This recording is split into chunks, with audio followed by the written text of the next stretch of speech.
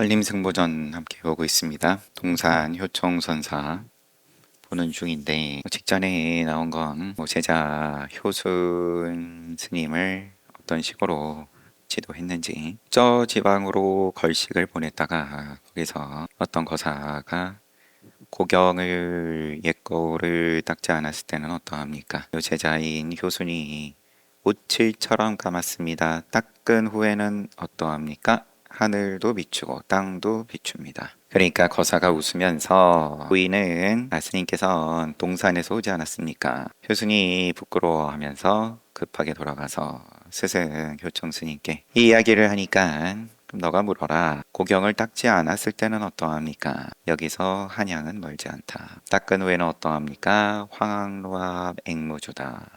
뭐 요거는 계속 알아야 그걸 빗대 가지고 하신 말씀이다 보니까 그렇지만, 그런데 효순이 이로 인하여 그 뜻을 깨달았다. 효청이 시중하여 가지고 법상 오르셔 가지고 이때 장교는 이 글자이며 조사설의 조사가 서쪽에서 오신 뜻, 이것은 우자이다. 왼쪽 오른쪽 할 때 오른쪽이다. 어떤 것이 바른 뜻인가? 잠시 양구하신 다음에 날씨가 맑으면 지붕을 이고 한가하면 별을 타작하여 조정에 세금을 바친 뒤 배에 두드리며 큰 소리로 노래 부르리. 여기서는 주석이 우자는 윗상자 해가지고 상자 한 단계 더 높은 글자다 라고 주석이 달려 있습니다. 일대 장교는 이 글자고 조사설의는 그거보다 뛰어난 글자고, 그런데 어떤 것이 바른 뜻인가 양구하신 다음에는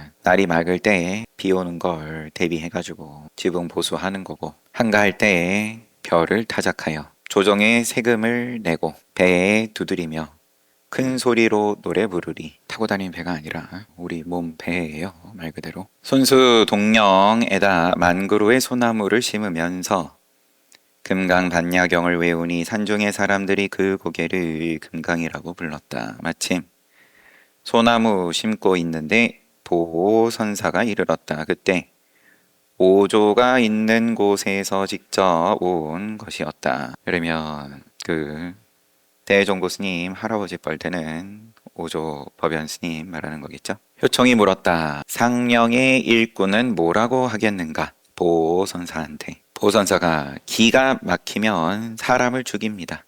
효청이 괭이를 세우고 꾸짖으면서 어디로부터 그런 말을 들었기에 말을 따라 견해를 일으키는가?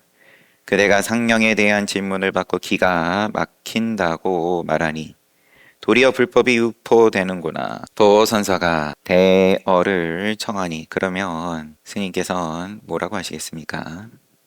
효청이 말하였다. 무엇 때문에 기가 막혀 사람을 죽이더라도 한가롭게 소요한다 라고 말하지 않는가? 영은 여기에 있는데 금강은 어느 곳에 있습니까? 이 한 그루의 소나무는 노승이 직접 심은 것이다 하고 끝났는데, 동령에다가 동쪽 고개에다가 만 그루의 소나무를 심으면서 금강반야경을 외우니, 그러면 이제 올력 삼아서 혼자 다 심으시지는 않으셨겠죠? 대중들 나무 심으면서 금강반야경 외우니까 사람들이 그 고개를 금강이라고 불렀다. 늘 하는 거 하고 있는데 소나무 심고 있는데 보선사가 와가지고 오니까 또 아무나 붙잡고 효청스님께서 이렇게 뭐 말씀하시지는 않으셨을 테고, 상령의 일꾼은 뭐라고 하겠는가? 윗고개의 일꾼은 뭐라고 하겠는가? 기가 기운 기자, 이게 막히면 사람을 죽입니다. 그러니까 그거밖에 안 돼 라는 식으로 그것도 견해다. 그딴 소리 하니까 도리어 불법이 유포되는구나. 주고받고 장사로 가는구나. 보호선사가 가르침을 구하니까 어째서 기가 막혀 사람을 죽이더라도 한가롭게 소요한다 라고 말하지 못하냐. 고개는 여기 있는데 금강은 어느 곳에 있습니까? 금강이라고 불리는 고개에 와가지고 이 한 그루 소나무는 내가 직접 심은 거다. 이 일이 있기 전에 비부의 관리인 허공이 율령으로 옮겨와 남창을 책임졌다. 연화봉을 지나다가 상공에게 효총선사가 강서지방에 있으니 한번 찾아가 보십시오. 그 스님은 인천의 안목입니다. 라는 말을 들었다. 허공이 이미 효총이 머무는 산의 가풍을 듣고 시를 지어 보냈다. 만나진 않았어요. 그냥 동산 효총 스님의 쓰시는 모양에 대해서 내지는 명성에 대해서 어떤 절벽과 같은 어떤 날카로움에 대해서 듣고 말은 섞여 있어도 막히지 않으니 드높은 기계가 조사의 자취를 따르는구나. 밤에는 연운석에 앉고 봄에는 대우송을 심는구나. 거울은 법당에 초를 나누고 산은 원루에 종으로 답한다. 조사설의 의를 물으니 빈집과 먼 봉우리가 마주하고 있구나. 머물던 곳이 또 산세도 또 험악한 건지 아니면은 그냥 효총 스님의 쓰시는 모양이 그러하다라는 건지 돌산은 아니겠죠. 뭐 소나무를 이렇게 심는데 밤에는 연운석에 앉고 연달아 구름과 같은 돌이니까 여튼 천성 8년 1030년 6월 8일 질병을 보이더니 금식하였다. 7일에 도속을 모아놓고 7일 뒤 일난지 6월 8일 질병을 보이셨다니까 6월 7일은 아닐 테고 법석은 마땅히 자기 부배로 하여금 스님 이름이네요. 주지하게 해야 한다. 이에 문인들과 이야기를 주고받으면서 법신을 내던졌다. 전하셨다. 개성으로 참선학도는 급하게 굴지 말라. 법신을 내던지고 북두로 간직함을 묻노라.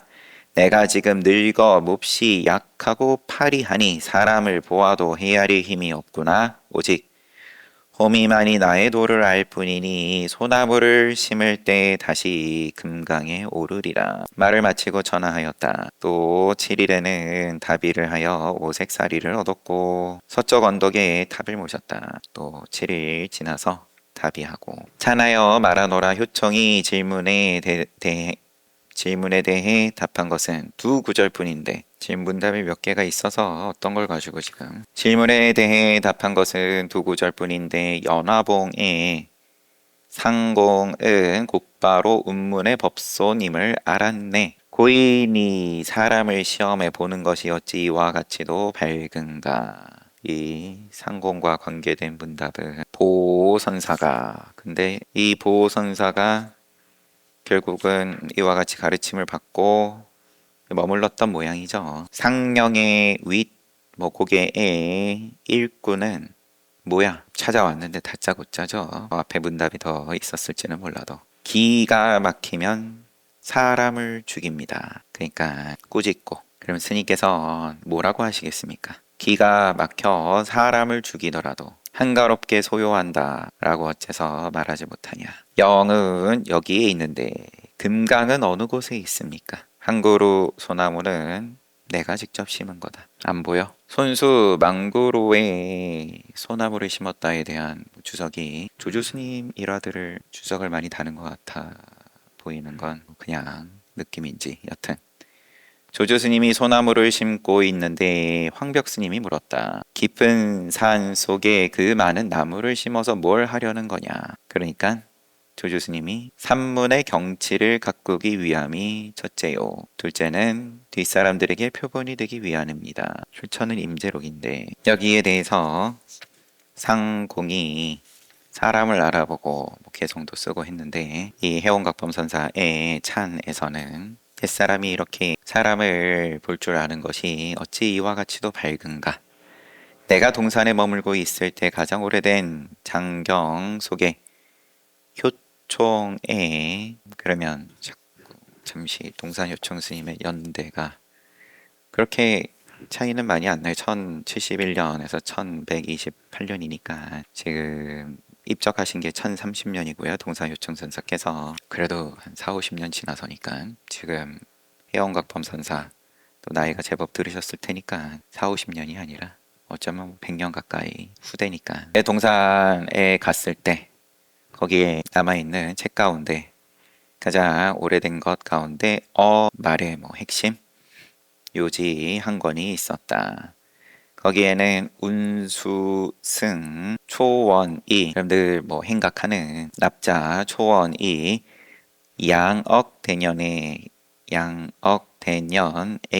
청익하여, 이름이네요. 선사의 이름이 연호가 아니라 양억대년에게 청익하여 모든 것을 물어보았는데, 초원 스님이 대년 스님에게 가르침을 구했는데, 말은 모두 뛰어난 근기에 도달해 있었고 뜻은 언어와 구절 밖으로 벗어나 있었다는 글이 실려 있었다. 초원은 곧 자명이다. 처음에 분양에게 머리를 깎았는데 분양이 다시 효총에게 가보도록 하였다. 자명은 미진한 것을 의논해서 참고하였는데 오히려 얻은 바가 있었다. 효총 스님께 가르침 얻은 바가 있었다. 효총이 연화봉의 분양에게도 알려졌으니, 그러니까 여기 효총 스님한테 가면 너한테 손해는 안 날 거야. 그러니까 이미 명성이 높았다는 거니까 그 인품은 마땅히 현사사비처럼 도가 고준한 무리로부터 구해야 할 것이다. 넘어가고요. 설도중현선사 넘어가기 전에 앞에 문답에서 좀 더 보고 싶었던 게, 일대 장교는 이 글자이며 이거다. 조사설의인은 무자이다. 어떤 것이 바른 뜻인가? 정의 말 그대로 양구하신 다음에 날씨가 맑으면 지붕을 이고 한가하면 별을 타작하고 조정에 세금을 내고 배 두드리며 큰 소리로 자고 가 노래 부른다. 설도중현선사, 선사의 이름은 중현이요 980년에서 1052년, 자는 은지, 수주 사람으로 태평흥국 5년 980년 4월 8일 이씨의 자손으로 태어났다. 부처님하고 생일이 같아요. 어려서는 날래고 용맹스러웠으며 책을 읽으면 요지를 잘 파악하였고 글을 쓸 때는 민첩하고 빨랐다. 그러나 고와하게 출가를 뜻하는지라 부모도 꺾지 못하고 마침내 익주 보안원의 사문인 인선을 스승으로 하여 머리를 깎고 계를 받았다. 촉을 떠나 형저 땅에서 몇 년간 떠돌아다니다가 일찍이 대양면 스님이시겠죠. 회상에서 지객으로 있을 때 객스님과 더불어 조조의 종지를 논하였다. 객스님이 법안선사는 옛날에 각 철취자를 금능에서 해후했습니다. 각철선사는 조조의 시자로 호를 명안이라 불렀습니다. 법안이 묻기를 조조의 시자한테 정전백수자의 인연을 기억하십니까? 뜰 앞에 잤나보다 조조 스님께서. 그러니까 각이 대답하기를 각철 스님이 고인은 이 말을 하지 않았다. 우리 스승님은 이 말을 안 하셨습니다. 선사가 좋아했다고 비방하지 말라라고 했습니다. 그러니까 법안이 손을 어루만지면서 참으로 사자굴 속에서 왔구나라고 하였습니다. 각 공이 이 말을 하지 않았다고 하고 법안은 또 거기에 긍정하고, 이 뜻이 어디에 있습니까? 객스님이 조중현 스님한테, 중현이 말하기를 종문에는 누르기도 하고 올리기도 하니 어디에 규철이 있겠는가? 규철은 본보기 내지는 법도 어디에 고정된 틀이 있겠는가? 그때 한대백이라는 행자가 있었는데 생김새가 아주 험상궂었다. 옆에서 시중 들다가 문득 빙긋이 웃더니 가버렸다. 비웃었는지 여튼.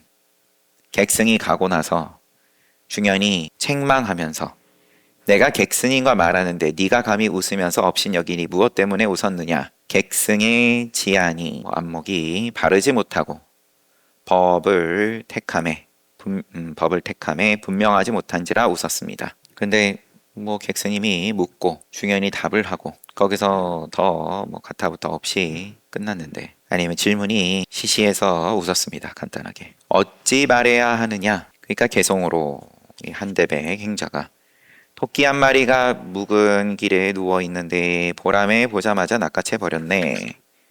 뒤늦게 온 사냥개에 아무런 영험이 없어서 부질없이 나무에서 지난 흔적 찾는구나. 중요한은 마음속으로 기이하게 여기고 그로부터 도반의 인연을 맺었다. 중요한은 한창일 때 필묵에 공을 들여 법구를 만들어 선월휴공을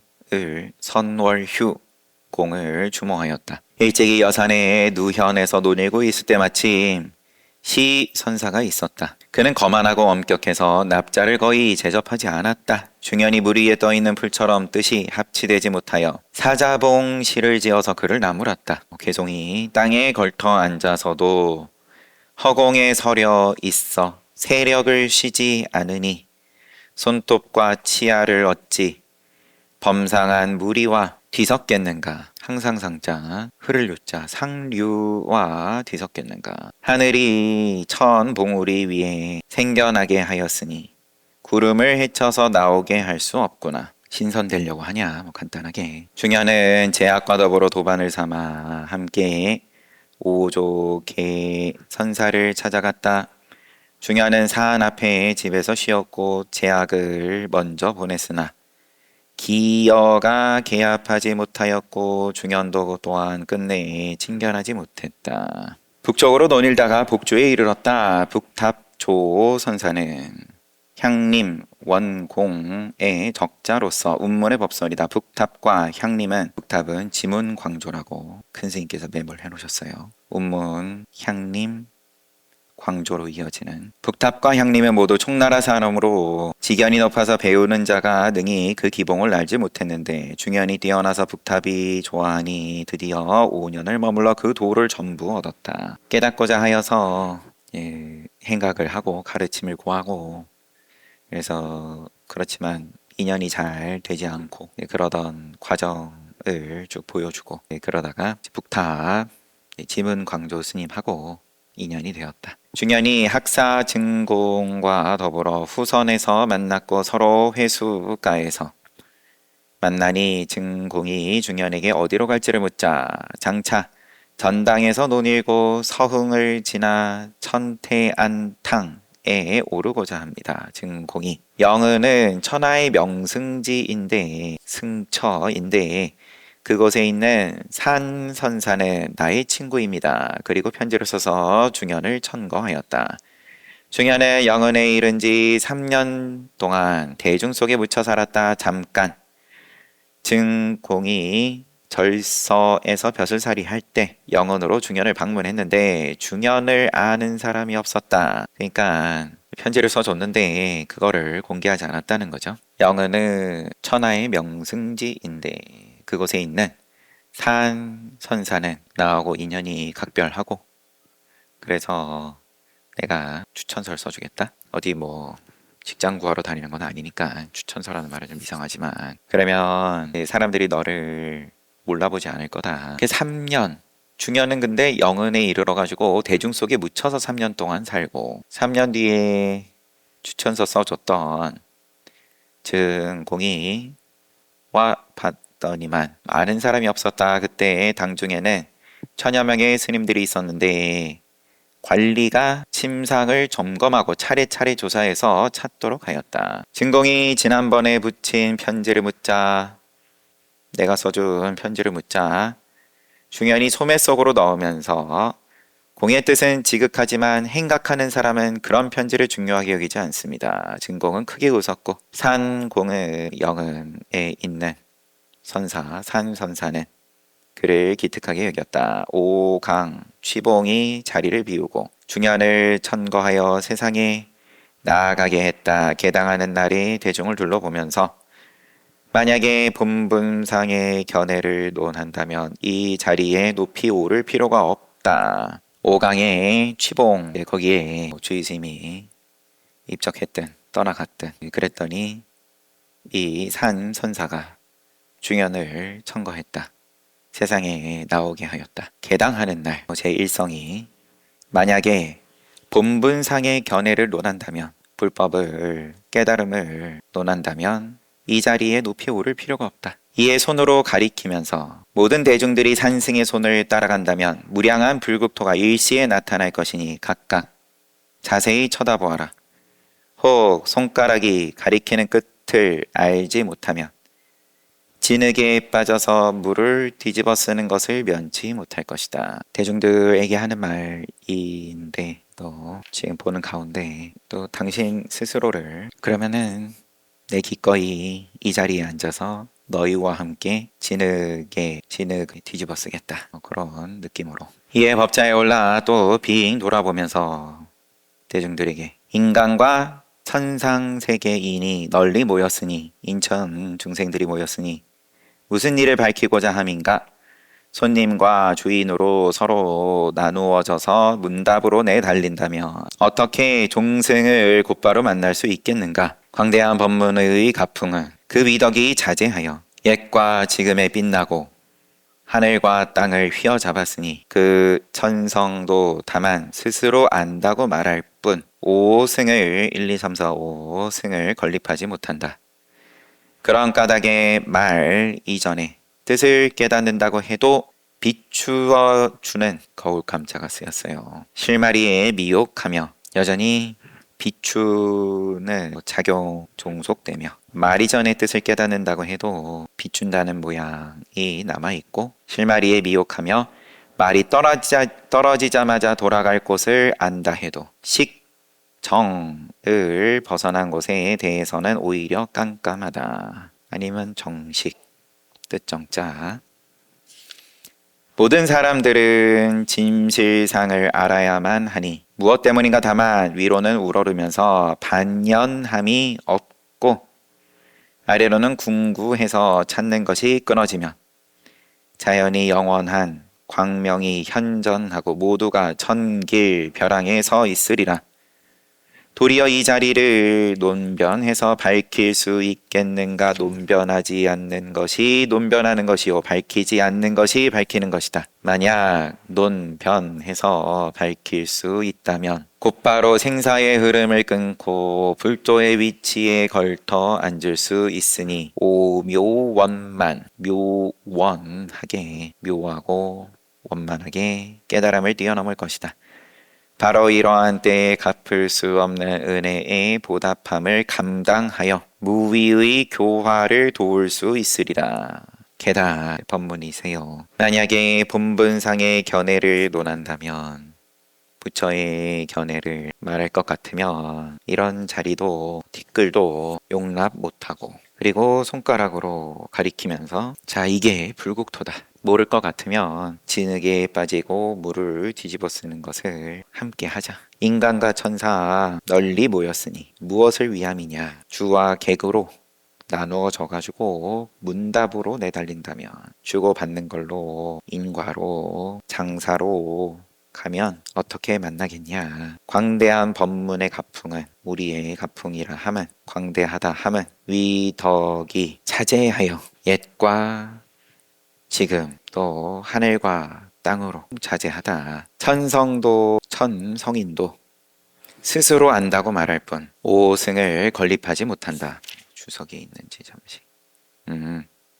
인, 천, 성문, 연각, 보살 해가지고 뭘 갖다 붙이겠냐. 이미 자제한데 그런 까닭에 말 이전의 뜻을 깨닫는다. 그것도 헛소리고 말에 떨어지자마자 돌아갈 곳을 안다. 다 지옥 가는 소리다. 알면 손가락질 한 번이 불국토인데 모를 것 같으면 영영 모른다. 뭘 갖다 붙여봤자 위로는 우러르면서 반연함이 없고 아래로는 궁구해서 찾는 것이 끊어지며 자연이 영원한 광명이 현전하고 저 눈앞이 동째로 광명이고 모두가 천길 벼랑에 서 있으리라. 이 자리를 논변해서 밝힐 수 있겠냐. 논변하지 않는 논변, 밝히지 않는 밝힘. 알 것 같으면 곧바로 생사 흐름을 끊고 불조의 위치에 걸터 앉는다. 그러할 때